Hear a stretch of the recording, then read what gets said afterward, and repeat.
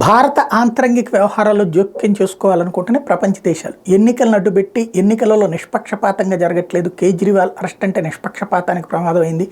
కాంగ్రెస్ పార్టీకి సంబంధించినటువంటి డబ్బులు స్తంభింపు చేయడం అంటే నిష్పక్షపాతానికి నీళ్లు వదిలినట్టే లాంటి ఒక దిక్కుమాలి నేరేషన్. వాళ్ళు చేసిన వెధవ పనులకి అరెస్ట్ చేస్తుంటే అది తప్పు. అదే నరేంద్ర మోడీ మీద గతంలో కేసులు పెట్టి ఎన్నికల సందర్భం దెబ్బగొట్టాలనుకున్నప్పుడేమో అది ప్రజాస్వామ్య పరిరక్షణ. ఇప్పుడు చట్టబద్ధంగా చేసేటువంటి ఏమో చట్ట వ్యతిరేకం అన్నటువంటి కోణం, లేకపోతే రాజ్యాంగ వ్యతిరేకం, లేకపోతే కనుక అంతర్జాతీయ నిబంధనలకు వ్యతిరేకం అని చెప్పేటటువంటి పిచ్చి మాటలు మాట్లాడుతున్నారు. ఈ సందర్భంలో ఇలాంటి స్టేట్మెంట్లు ఇస్తున్నటువంటి అమెరికాని అక్కడే ఉన్నటువంటి పాకిస్తానీ పాత్రికేయుడు ఒకరు ప్రశ్నించారు.